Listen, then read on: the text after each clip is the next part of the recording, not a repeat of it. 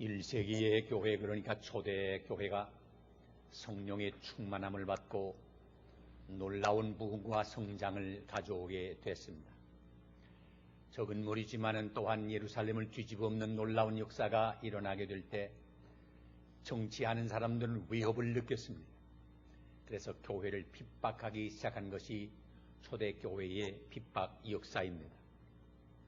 이런 핑계 저런 이유로 예수 믿는 사람들을 많이 학살했습니다.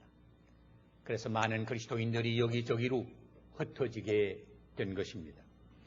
사도 베드로는 그 당시 여기저기 흩어져 있는 성도들에게 어떻게 하든지 그런 어려운 환경 속에서도 낙심하거나 절망하거나 포기하지 말고 희망을 가지고 살자고 권면합니다.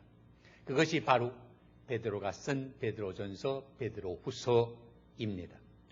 베드로전서 1장 3절에 이런 말씀이 있습니다. 찬송하리로다 우리 주 예수 그리스도의 아버지 하나님이 그 많으신 긍휼대로 예수 그리스도의 죽은 자 가운데서 부활하심으로 말미암아 우리를 거듭나게 하사 사한 소망이 있게 하셨다라고 말씀했습니다. 우리는 믿음과 사랑이라는 말을 자주 듣습니다. 누구나 이 두 낱말에 대해서는 어렵지 않게 설명을 할 수가 있습니다. 그런데 희망은 무엇입니까? 정말 그렇게 희망이 필요합니까? 웹스터의 사전에 보게 되면 희망이란 말을 설명할 때 시련의 기대를 가지고 바라는 것이다 라고 했습니다. 희망을 갖는다고 하는 것은 한마디로 기대한다는 것입니다. 그러나 희망은 꿈꾸는 것 이상입니다.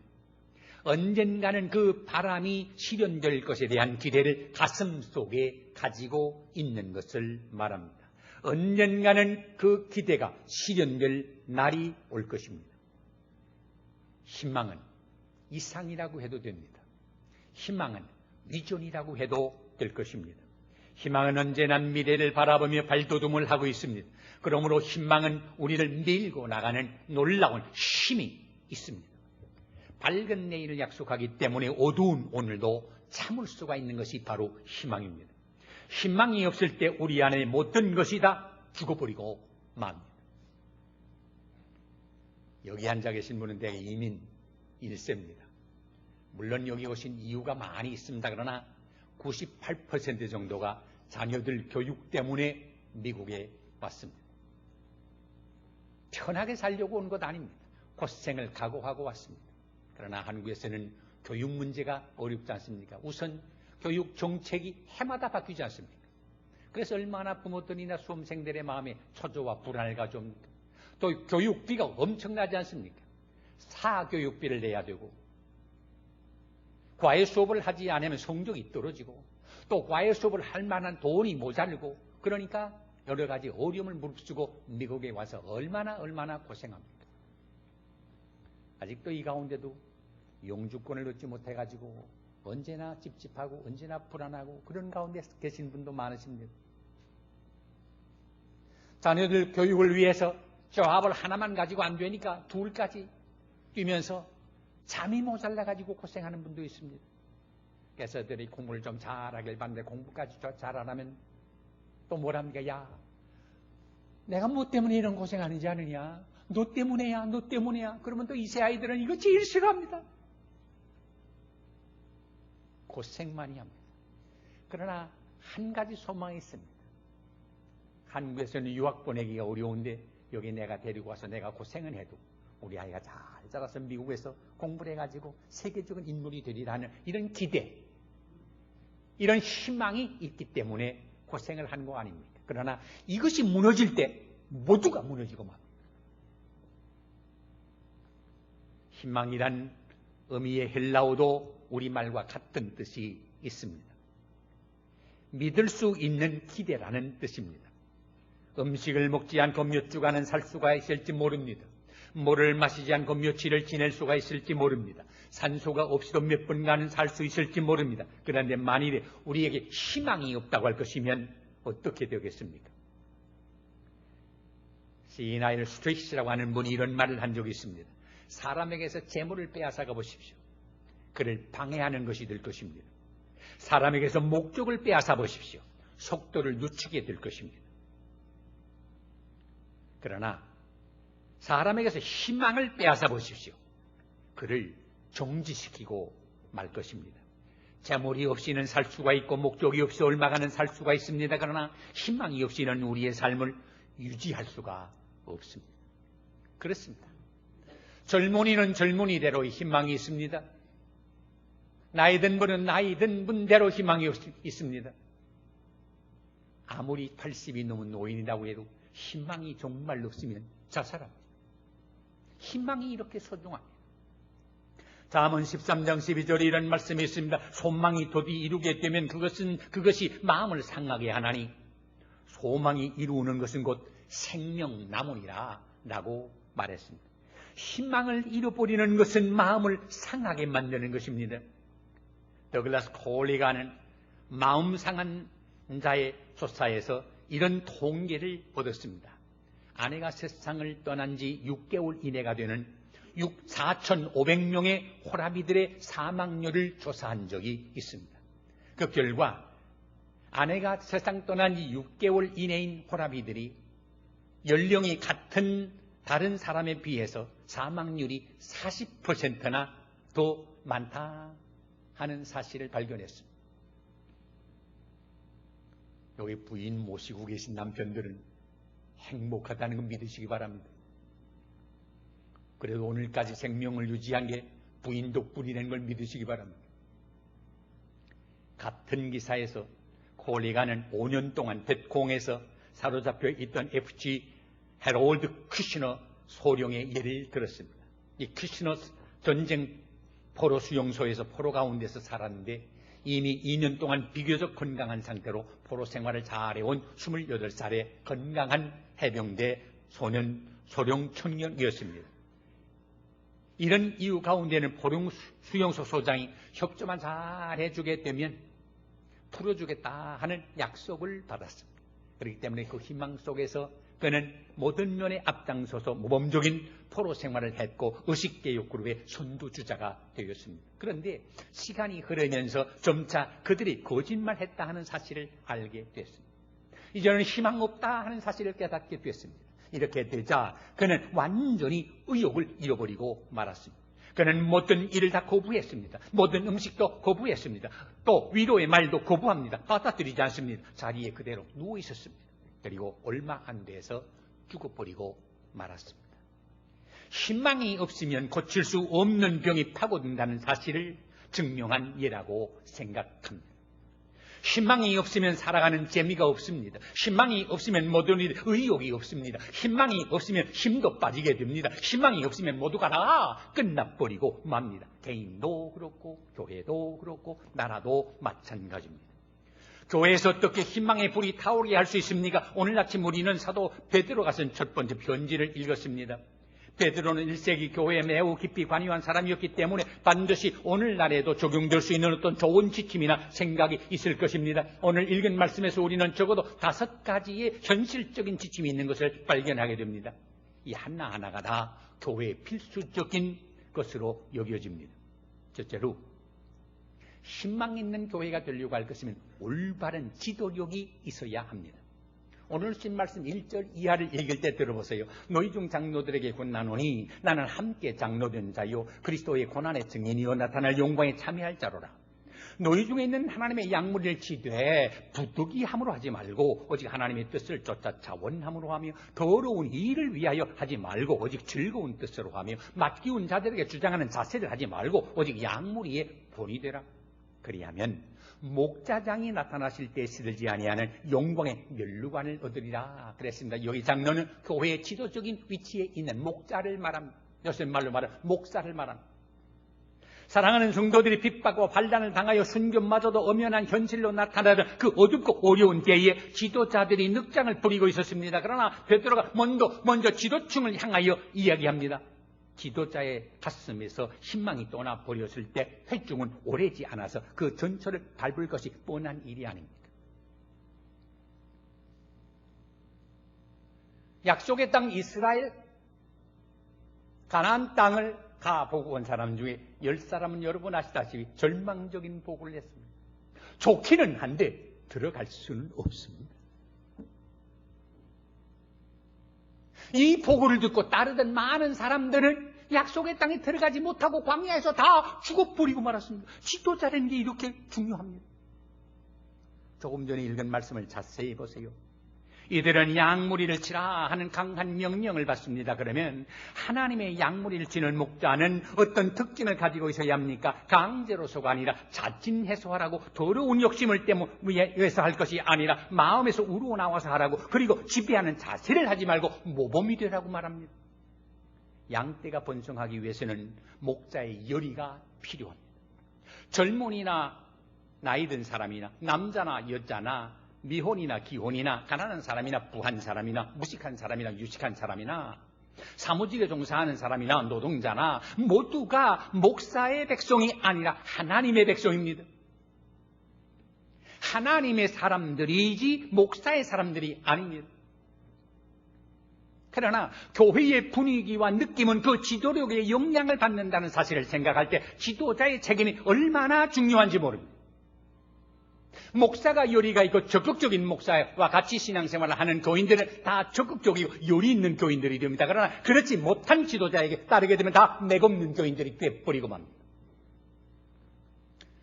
지도자가 흔들리면 교회가 흔들립니다. 지도자에게는 윗전이 필요합니다. 멀리 갈 것 없이 이 근방에도요, 큰 교회인데 목사님이 안 계시고 다른 데 가니까 그 교회가 3분, 4분이 돼버리고 말았어요. 왜 그랬습니까? 지도자 한 사람의 역할이 얼마나 중요하다는 사실을 알아야 합니다. 나라도 마찬가지입니다. 한 나라의 책임을 진 대통령이 윗전이 있어야 합니다. 정치의 철학이 분명해야 합니다. 이게 없으면 대통령 자신이 흔들리게 되고 대통령이 흔들리면 국민 모두가 흔들리게 됩니다. 불행한 것은 우리 지금 대한민국은 아주 기로에 놓여 있습니다. 10년 안에 G10에 선진국 10대국에 들어가느냐, 아니면 반대로 후진국으로 전락해버려서 남미의 나라들처럼 돼버리고 마느냐. 대통령의 책임이 아주 중요합니다. 요즘 어떤 신문을 보니까 재미있는 표현이 있더라고요. 조금 비꼬는 말입니다만 우리나라 사람들도 그런 얘기를 만들어낸 데는 천재입니다. 경포대를 말하더라. 난 경포대가 있어 무슨 저 부산에 있는 해변가를 말하는 게 아닌가라고 생각을 했는데 그 말은 약자인데 경제를 포기한 대통령이라고 해요. 이야, 한국 사람들 참 수제야. 그러나 비극적인 말이에요. 오늘날 대통령이 경제를 포기하면 어떻게 됩니까? 저는 그렇게 생각합니다. 그분도 최선 다했을 겁니다. 그러나 자기 힘 가지고는 안 되니까. 백성들이 볼 때는 포기한 것처럼 보이지 않습니까? 그러면 자연히 국민들이 흔들리지 않습니까? 남이 세운 사람 아니고 우리가 세운 사람 아닙니까? 그러므로 우리는 나라와 민족을 위해서 기도해야 되고 대통령을 위해서 기도해야 합니다. 이제 남은 임기 동안에 어떻게 하든지 우리나라 백성들이 이 어려운 자리에서 일어날 수 있는 희망을 줄 수 있는 분이 되어야 합니다. 그래야 국민이 희망을 가지고 살 수가 있습니다.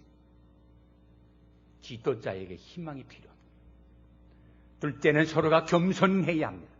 베드로의 교훈은 계속 들어보세요. 5절과 6절에 이런 말씀이 있어요. 젊은 자들아 이와 같이 장로들에게 순복하고 다 서로 겸손히 허리를 동이라.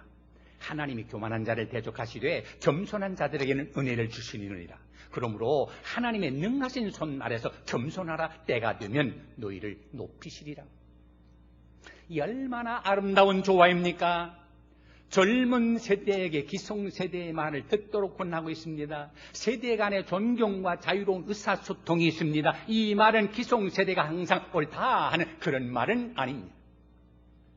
사도 베드로는 그들 모두가 같은 옷을 입어야 한다고 말씀합니다. 이 옷이 뭡니까? 성경을 잘 아는, 정확히 아는 것입니까? 물론 그것이 중요하다고 꼭 필요한 것이 사실입니다. 그러나 모든 것이 사람들에게 다 입어야 올 옷은 아닙니다. 이 옷은 교육을 말하는 것도 아닙니다. 부도 말하는 것도 아닙니다. 가난도 말하는 것도 아닙니다. 이것은 곧 겸손입니다. 오만은 솔직함을 죽이는 것입니다. 하나님은 교만한 자에 대해서 어떻게 말씀하십니까? 오늘 말씀 6절을 보세요. 하나님께서는 교만한 자를 대적하신다. 하나님과 대적해서 이길 수 있는 사람이 있어요? 하나님은 교만한 자를 물리치신다. 하나님이 가장 싫어하는 게 교만입니다. 사람들도 교만한 사람 보면 싫어합니다. 돈뿐이나 있다고 교만하고 공부 꽤나 했다고 교만하고 권력 있다고 교만한 사람 보면 제가 있으면 얼마나 이렇게 싫어합니다. 듣는 대로 교만한 사람도 교만한 사람은 싫어한다고 합니다. 하나님의 교회에서는 교만이란 있을 수가 없습니다. 교만은 하나님의 군대를 부릅니다. 교만은 하나님의 무서운 병기를 부립니다. 우리는 성경 여러 군데에서 하나님이 교만한 자를 미워하신다는 사실을 찾아볼 수가 있습니다. 왜요? 무엇 때문에요? 교만한 사람이 있으면 단체의 화합을 깨뜨리기 때문입니다. 오늘 아침 우리 성가대가 찬양을 하는데 아주 개회 찬양부터 힘차게 하니까 얼마나 힘이 되는지 얼마나 잘하는지 몰라. 매주일 좋아져요. 감사해요. 자, 그런데 이게 우연히 되는 것도 아니고 지휘자 목사님이 지휘를 하는데 그걸 다 잘 따라해야 돼요. 나 혼자 박자에 맞다고 음종에 맞다고 내 혼자 내 기분 대로 크게 소리를 진대하면 화음이 깨져요. 교회가 그래요. 서로 남을 볼 줄 알아야 돼. 남을 의식해야 돼요. 나 혼자 한다고 되는 건 아니거든요. 서로 다른 사람의 소리를 존중하면서 그 소리를 내야 화음이 이루어지는 것처럼 우리 말씀의 집은 지금 기독교 역사상 기록을 남기는 교회가 될 것이라는 기대를 가진 희망이 넘치는 교회입니다. 조용히 개혁해 나가는 교회입니다. 어떤 교회? 서로 겸손해서 남을 존중히 여기는 교회가 되어야 합니다. 교만한 사람은 말씀의 집에 발붙일 수가 없습니다. 우리 분위기 자체가 남보다 앞장서서 혼자 하는 것처럼 날뛰는 사람은 분위기가 용납지를 않습니다. 서로 남을 존중할 줄 아는 사람. 이것이 기독교 윤리입니다.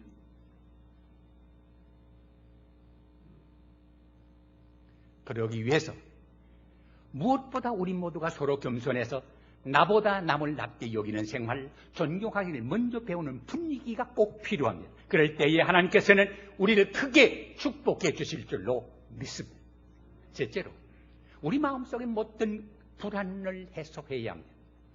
불안을 해소하는 데 관해서 주신 말씀 중에 오늘 5장 7절보다 적절하고 좋은 충고는 없다고 생각합니다. 너희의 염려를 다 주께 맡겨버리라. 이는 저가 너희를 권고하심이니라. 사랑하는 여러분, 우리 마음속에 일어나는 못된 근심은 우리의 마음을 희망을 뺏어갑니다. 나쁘고 그릇되고 위협적이고 불길한 못된 것들을 영상시키므로 우리는 옴짝달짝하지 못하게 만들어버립니다. 걱정은 우리의 목을 누릅니다. 근심과 염려는 시론의 바다 속에 우리를 처박아버리고 맙니다. 헬란 말의 염려라는 말을 뜻은 갈라놓는다 하는 말입니다. 우리 마음이 하나로 되어 있어야 하는데 갈라놓습니다. 갈라놓은 생각을 분산시킵니다. 그러니까 힘이 생기질 않습니다. 염려하는 사람 치고 힘있게 사는 사람 봤습니까? 없습니다. 왜? 마음이 갈라져서 그렇습니다. 그러므로 걱정하는 개인이나 걱정하는 교회는 모험을 하지 못합니다. 전진할 생각은 하지 아니하고 후퇴할 궁리만 합니다. 공격은 하지 못하고 방어에만 급급합니다. 근심 많은 사람은 하나님께서 무엇이 옳은가 하는 생각을 하는 것보다 세상에 무엇이 잘못되어 있는가 하는데 그 관심이 큽니다.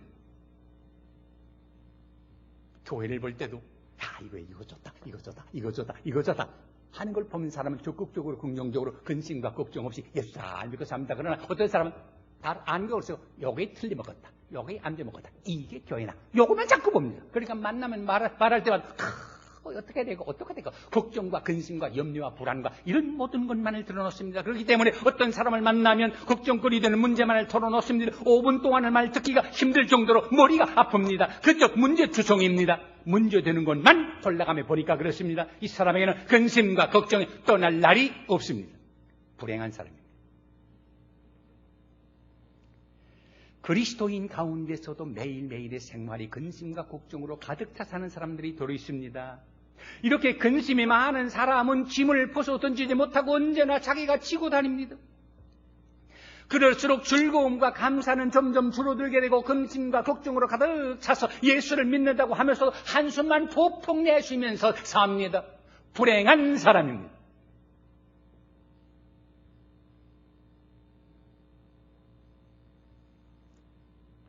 그런데 여러분, 우리 마음속에 이렇게 돛버섯처럼 일어나는 불안과 근심 그리고 걱정을 해소할 수 있는 가장 좋은 길이 어디 있습니까? 오늘 주신 말씀을 분명히 들으세요.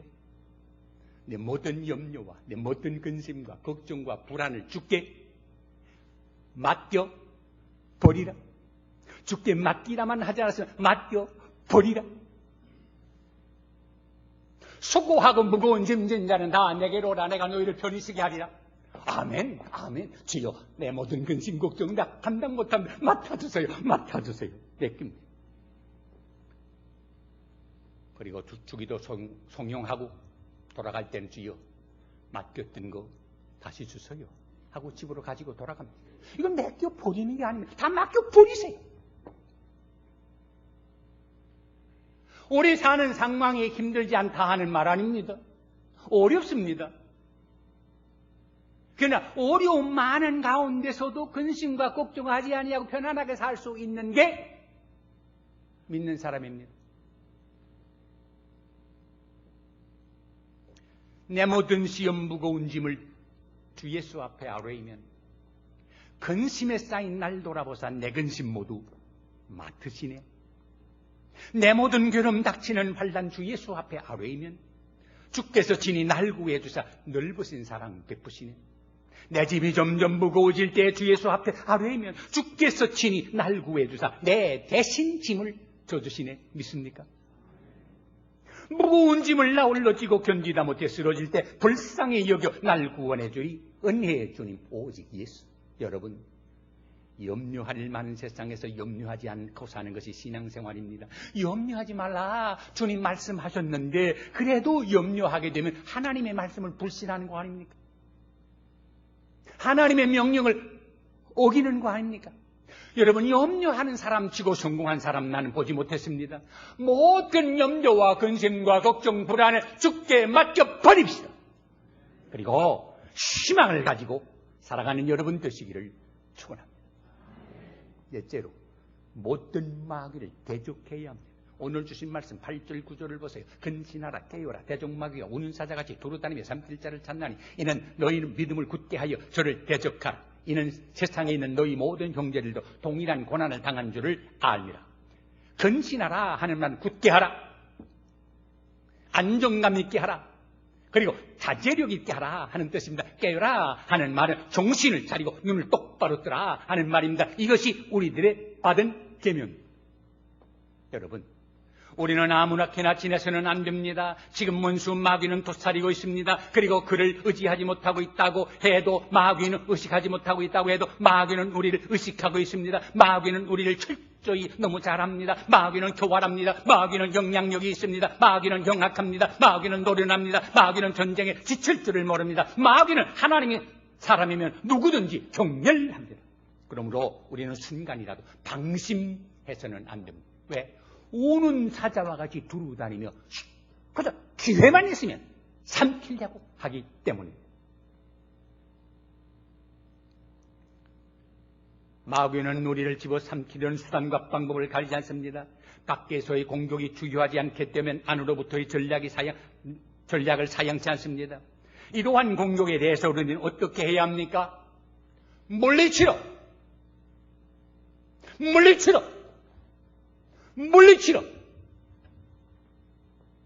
그리고 믿음을 굳게 하라. 마귀가 살지 못할 전술이 하나 있다고 할 것이면 그것은 드러나게 하는 것입니다. 왜? 마귀는 어두움의 세력이기 때문에. 여러분, 내가에 가서 큰 돌을 한번 뒤집어 벗었어요. 그 돌 안에 여러 가지 벌레가 있죠. 어둠에 사는 벌레들. 이게 밖으로 빛이 쭉 나타나면 빛이 좋다고들 거기서 햇빛을 쪼입니까? 아닙니다. 다 도망갑니다. 마귀라는 것은 자기 정체가 드러나면 다 도망갑니다. 그러므로 드러내야 합니다. 쥐씨 가리워들 거야 드러내야 합니다. 그러면 도망가. 마귀의 악랄한 전술을 알고 나면 승리는 우리에게 있습니다. 그래서 우리가 말씀을 잘 배우고 말씀에 든든히 서 있으면 이게 마귀의 행동인지 하나님의 뜻인지 분간할 수가 있습니다. 마귀는 대적해야 끝으로 역경을 딛고 일어서야 합니다. 오늘 주신 말씀 10절 11절을 보세요. 모든 은혜의 하나님 곧 우리 주 그리스도 예수 안에서 너희를 부르사 자기의 영원한 영광에 들어가게 하시니가 잠깐 고난을 받는 너희를 친히 온전케 하시며 굳게 하시며 강하게 하시며 더를 견고케 하시리라. 사도 베드로는 사랑하는 믿음의 식구들이 함정 속에 빠져 있음을 압니다. 고통을 당하는 것이 문제가 아니라 얼마나 더 견딜 수 있는가 하는 것이 문제입니다. 그런데 베드로는 그들이 당하는 고난에 초점을 두지 않고 오히려 고난을 통해서 오는 이점이 무엇인가 하는 데 대해서 관심이 컸습니다. 잠깐 고난 받는 너희를 친히 온전케 하시며, 이 얼마나 희망에 찬 말씀입니까? 희망을 가진 사람은 어려움이 닥칠 때에 더 일어섭니다. 움츠리지 아니하고 당당하게 대합니다. 이들은 잠깐 고통을 당하는 것이 영원한 이익을 거둘 것을 알기 때문입니다. 훌륭한 선원은 강한 바람이 불어올 때 이걸 잘 이용해서, 돛을 잘 이용해가지고 역풍까지라도 이용해서 앞을 향하여 나아가는 기술이 있습니다. 청년 요셉이 억울하게 감옥에 들어가서도 낙심하는 것 같습니까? 좌절하는 것 같습니까? 포기하는 것 같습니까? 아닙니다. 늠름하게 살았습니다. 당당하게 살았습니다. 왜? 저에게는 희망이 있었습니다. 하나님이 보여주신 위존이 그에게는 너무 뚜렷했기 때문에, 적금이 언젠가는 이루어지리라는 소망이 있었기 때문에 그 어려움 속에서도 낙심하지 않아요. 거기에서 최선을 다해서 다른 사람의 존경을 받는 사람이 됐고, 모든 같은 죄수들을 지도하는 지도자의 역할을 하지 않았습니다. 스캇 팩이라는 분이 이런 말을 한 적이 있습니다. 인생이 그 의미를 갖는 것은 모든 문제를 겪고 해결해 나가는 과정입니다. 문제는 성공과 실패를 구별하는 경계선입니다. 문제는 우리의 용기와 지혜를 요구하며, 또 문제는 우리의 용기와 지혜를 창조합니다. 우리에게 당하는 어떤 어려움이 이것이 승리냐 실패냐 하는 기점이 된다는 사실을 기억하셔야 합니다.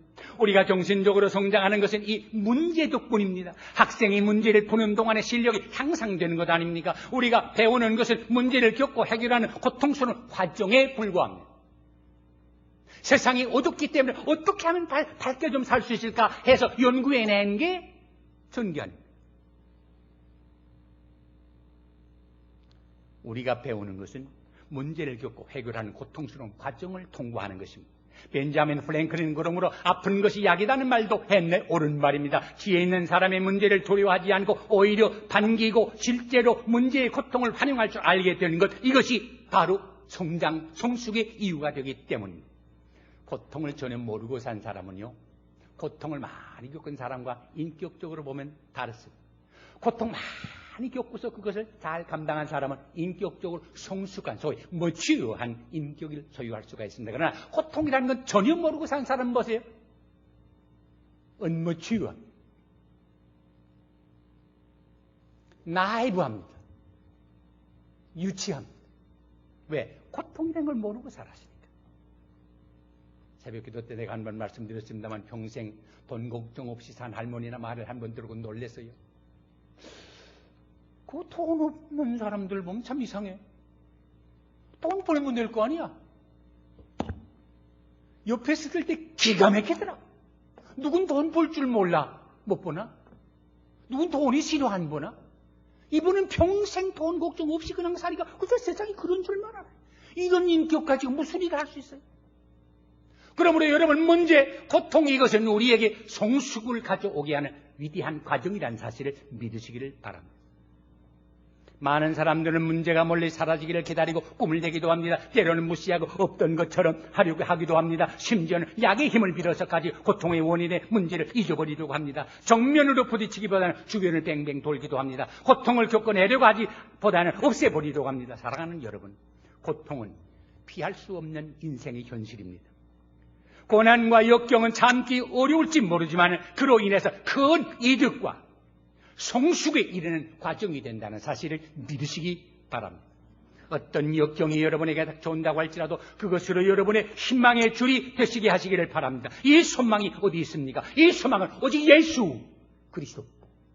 세상에 믿던 모든 것 다 끊어지는 한이 있어도 예수 그리스도를 향한 소망의 닷줄을 든든히 붙잡고 있는 사람에게는 절대로 소망이, 절망이나 낙심이나 좌절이나 포기는 있을 수가 없습니다. 그리스도는 소망의 새벽별이 되십니다. 그렇습니다.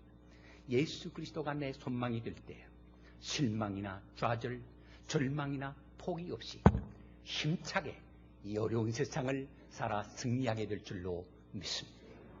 기도하십시다. 하나님 아버지, 우리가 살아가는 세상은 우리 힘만 가지고는 도저히 감당할 수 없는 여러 가지 어려운 문제들이 많습니다. 그래서 염려하고, 그래서 불안해하고, 그래서 걱정하고, 그래서 포기하는 사람이 얼마나 우리 주변에 많습니까? 그러나 이와 같은 상황에 처해 있는 우리를 향하여 예수 그리스도 산 소망이 되신 그리스도를 희망의 닷줄로 삼으라고 말씀해 주시니 감사합니다. 그렇습니다.